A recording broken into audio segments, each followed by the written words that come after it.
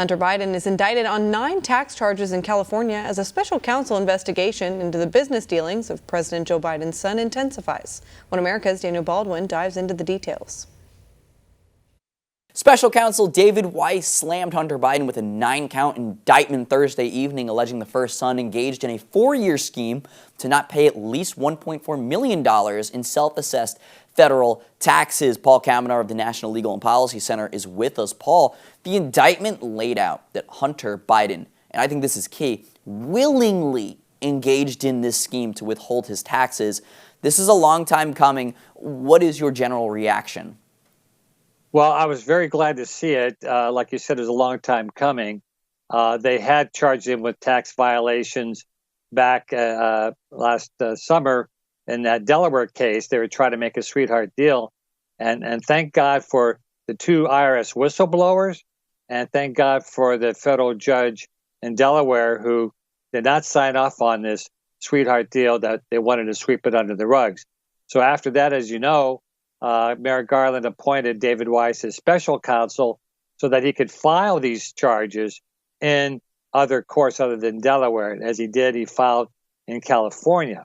And I don't know what took him so long. I mean, this has been investigating for over 5 years, but the charges are serious. There's 3 felonies, 6 misdemeanors. The maximum he will could serve is 17 years.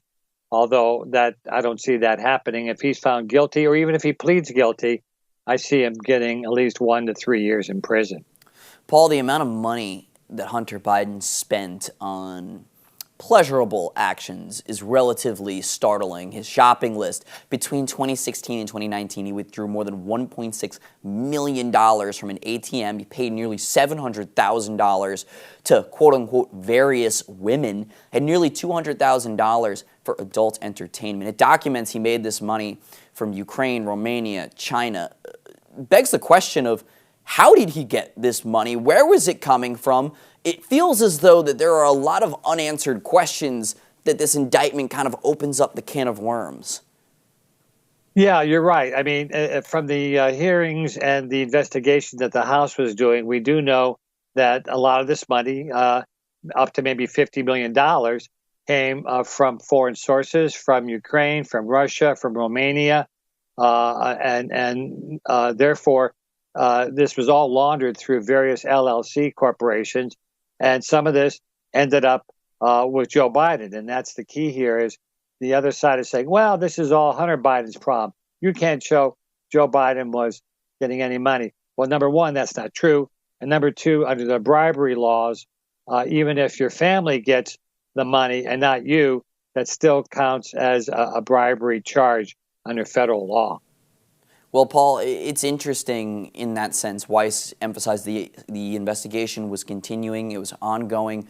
So that prompts the question, this was a fairly straightforward indictment regarding the taxes, but there are other issues at play here. Could we see charges down the line regarding a FARA violation or bribery in that sense? What do you anticipate Weiss doing? Yeah. Do you think this is it, or do you expect more charges?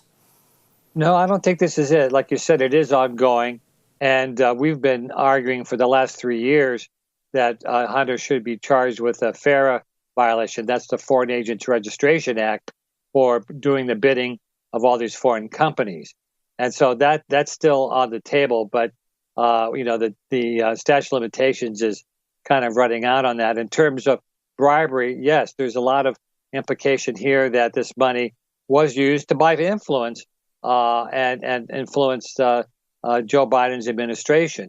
And you have, in fact, coming out today, additional information that the House has got 6 suspicious activity reports from banks showing $12 million being funneled through Joe Biden's house in Delaware for human trafficking and money laundering.